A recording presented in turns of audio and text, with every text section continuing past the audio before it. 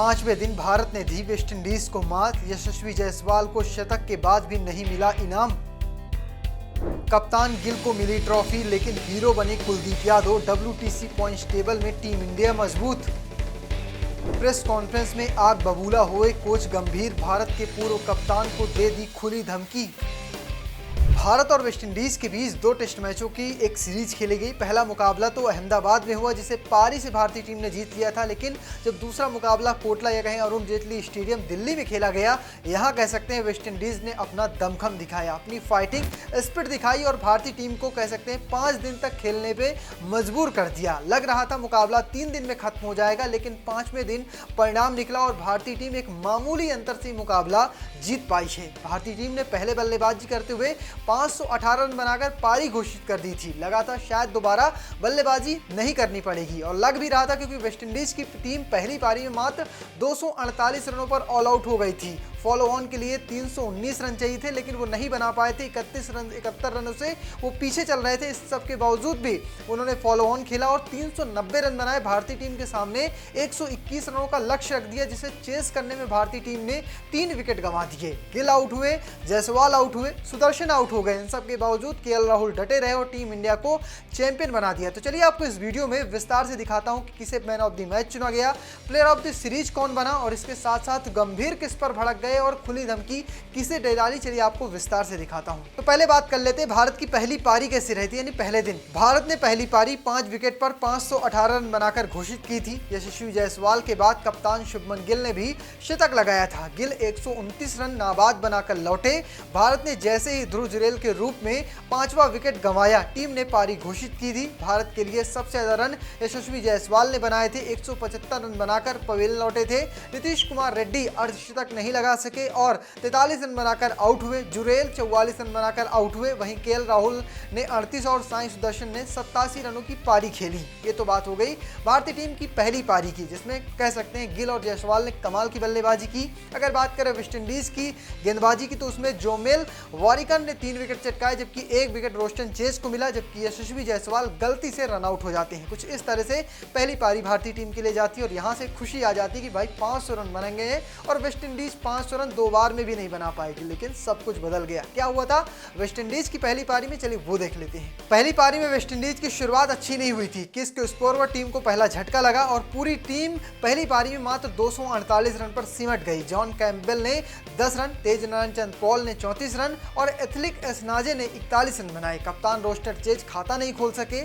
Shai Hope ने 36 run, तेविन इमलाक ने 21 और जस्टिन ग्रिफ्स ने 17 रन बनाए। जोमेल वारिकन 1 रन बना सके। वहीं खेरी पियरे ने के बल्ले से उनके 23 रन निकले। 13 रन बनाकर जॉर्डन सील्स भी आउट हो गए। कुछ इस तरह से उन्होंने 248 रन बनाए। भारत की तरफ से कुलदीप यादव ने घातक गेंदबाजी की, 5 विकेट झटके।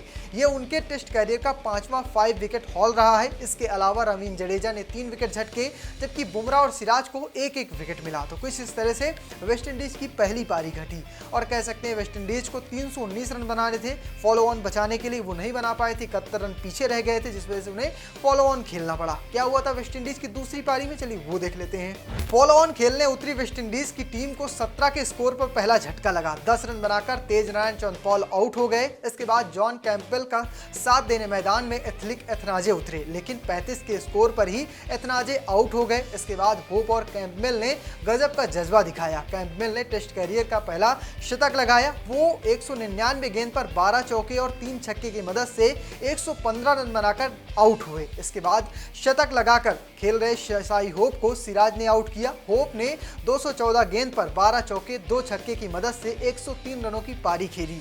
तेविन इमलाक 12 रन बना सके। 40 रन बनाकर कप्तान रोशन चेज आउट हो गए। इस पारी में खेरी पीरे खाता भी नहीं खोल सके। जोमेल वारिकन ने 3 और एंडरसन फिलिप ने 2 रन बनाए। 10वें विकेट के लिए जेडन सील्स और जस्टिन ग्रिफ्स ने 79 रनों की साझेदारी की और कह सकते हैं भारतीय गेंदबाजों को पूरी तरह से थका दिया था। अब बात करते हैं अगर वेस्टइंडीज की।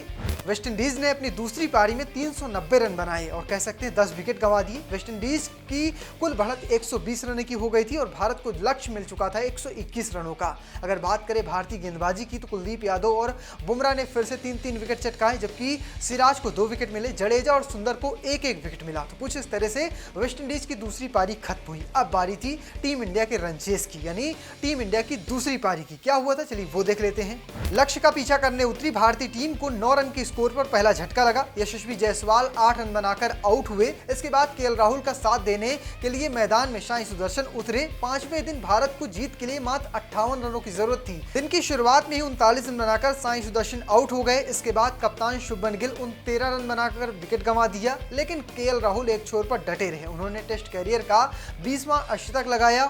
उन्होंने 6 चौके और 2 छक्के की मदद से 58 रन बनाकर नाबाद रहे। ध्रुव जुरेल 6 रन बनाकर नाबाद रहे और इस तरह से भारतीय टीम ने 7 विकेट से वेस्टइंडीज को करारी शिकस्त दी है। भारत ने पहला टेस्ट मैच या कहें पहले टेस्ट मैच जो खेला था अहमदाबाद में, उसमें 140 रन और एक टेस्ट पारी से जीता था, लेकिन दूसरे में सिर्फ 7 विकेट से जीत मिली। तो कुछ इस तरह से भारतीय टीम ने इसे जीता और इसमें जीत के हीरो बने इस मुकाबले में कुलदीप यादव। 8 विकेट उन्होंने चटकाया। पहले पारी में 5 विकेट का हॉल लिया था, उसके बाद दूसरी पारी में 3 विकेट चटकाए, जिस वजह से ने प्लेयर ऑफ द मैच चुना गया है। ना यशस्वी जायसवाल को 175 रन बनाने पे चुना गया है, ना ही शुभमन गिल को चुना गया है। अगर बात करें प्लेयर ऑफ द सीरीज की तो रवींद्र जडेजा को चुना गया है। जडेजा ने 1 शतक लगाया था, इसके साथ साथ 8 विकेट दोनों मैच में चटकाए हैं। तो कुछ इस तरह से जडेजा कह सकते हैं कमाल का प्रदर्शन दिखाया है, इसलिए तो दुनिया के नंबर 1 टेस्ट ऑलराउंडर हैं। ये तो बात हो गई दोनों की हीरो की। अगर बात करें टीम इंडिया के अगले मुकाबलों की तो भारतीय टीम अगले मुकाबले दक्षिण अफ्रीका के खिलाफ 2 टेस्ट मैचों की सीरीज अपने घर पर खेलेगी। ये तो बात हो गई इस मुकाबले की, लेकिन मुकाबले के बाद बहुत कुछ देखने को मिला। गौतम गंभीर प्रेस कॉन्फ्रेंस में आए और उन्होंने ऐसी प्रेस कॉन्फ्रेंस की, कह सकते हैं पूरी तरह से मामला गर्मा चुका था। आज गौतम गंभीर का जन्मदिन था। शुरुआत जन्मदिन बधाई से हुई, लेकिन मामला खत्म कह सकते हैं एक हाई टेंशन माहौल में हुई। उनसे सबसे पहला सवाल तो यही पूछा गया था कि भाई साहब क्या लगता है रोहित विराट 2027 का वर्ल्ड कप खेलेंगे। उन्होंने सबसे पहले इस बात पर फोकस करना चाहा कि इस मुकाबले से जुड़े सवाल किया जाए, लेकिन रिपोर्टर्स मानने वाले नहीं थे। फिर उन्होंने गंभीर का इस पर जवाब आया। उन्होंने वही घिसी पिटी बात कही जो अजीत अगरकर ने कहा। उन्होंने कहा कि साल 2027 का वर्ल्ड कप अभी बहुत दूर है, लगभग 2 साल हैं, इसलिए फिलहाल जो मौजूदा सीरीज है, यानी गौतम गंभीर सीधे तौर पर टाल मटोल करते रहे और उन्होंने साफ जवाब देने से किनारा कर लिया। उन्होंने ये तो कहा कि ऑस्ट्रेलिया दौरा जाना है, ऑस्ट्रेलिया दौरे में खेलना है, लेकिन उन्होंने ये नहीं कहा, ये कंफर्मेशन नहीं दी कि रोहित विराट 2027 का वर्ल्ड कप खेलेंगे। इसके बाद गौतम गंभीर से एक बड़ा सवाल पूछा गया जो के श्रीकांत ने पूछा था अपने यूट्यूब चैनल पर थी, हर्षित राणा का आखिर ऑस्ट्रेलिया दौरे में चयन क्यों हुआ है, उनकी जगह मोहम्मद शमी को लिया जा सकता है। इस पर गौतम गंभीर पूरी तरह से भड़क गए। उन्होंने कहा कि ये शर्मनाक है कि कोई व्यक्ति अपना यूट्यूब चैनल चलाने के लिए 23 साल के खिलाड़ी को निशाना बना रहा है। अगर आप मुझे निशाना बनाना चाहते हैं तो बनाइए, मैं इससे निपट सकता हूं, लेकिन यूट्यूब व्यूज के लिए 23 साल के युवा खिलाड़ी को ट्रोल करना शर्मनाक है। राणा के पिताजी, उन्होंने एक ऐसे साफ तौर पर कहा कि उनके पिताजी चयनकर्ता नहीं है, उन्होंने अपनी योग्यता के आधार पर टीम में जगह बनाई है। इन युवा लड़कों को निशाना मत बनाइए। उन्होंने साफ तौर पर कहा अगर आपको मुझसे पंगे लेने हैं तो ले सकते हैं, पर इस तरह से खिलाड़ियों पर आरोप लगाना, इस तरह से उन पर छीटाकशी करना अच्छी बात नहीं है। फिलहाल आपको बता दें हर्षित राणा के चयन के बाद से लगातार सोशल मीडिया में इस बात को लेकर अच्छी खासी बहस हो रही थी, क्या हर्षित राणा के आ जाने के बाद मोहम्मद शमी का कैरियर खत्म हो जाएगा। इस पर किसी ने अब तक कुछ भी साफ नहीं किया है। तो बात हो गई प्रेस कॉन्फ्रेंस की। प्रेस कॉन्फ्रेंस के बाद सबसे बड़ा मुद्दा होता है जब टेस्ट मैच खेले जाते हैं कि भाई अब WTC में हमारी पोजीशन क्या है। आपको बता दें इंडिया अब तक 2 सीरीज खेल चुकी है। कई सारी टीमें अभी तक खाता नहीं खोल पाई, जिनमें पाकिस्तान का नाम शामिल है, लेकिन 5-6 टीमें हैं जो लगातार टेस्ट मुकाबले खेल रही हैं। और भारतीय टीम कहां पर है, कौन नंबर 1 पर, चलिए आपको मैं धीरे धीरे आराम से दिखा देता हूं। शुरुआत करते हैं कौन सी टीम नंबर 1 है, तो वहां पर सिर्फ और सिर्फ एक ही नाम आता है, वो नाम है ऑस्ट्रेलिया का। ऑस्ट्रेलिया ने अब तक 3 मुकाबले खेले हैं। ये 3 मुकाबले उसने वेस्टइंडीज के खिलाफ खेले थे। 3 मुकाबलों में जीत दर्ज की है और 100% इनका अभी WTC में परसेंटेज विनिंग है। अगर बात करें दूसरी टीम की तो वह श्रीलंका। 2 मुकाबले खेले हैं बांग्लादेश के खिलाफ, 1 मुकाबला ड्रॉ रहा था, 1 मुकाबले में जीत दर्ज की है। और कुछ इस तरह से इनका जो परसेंटेज है विनिंग का वो है 66.67%। अब बात करें नंबर 3 पर इंडिया।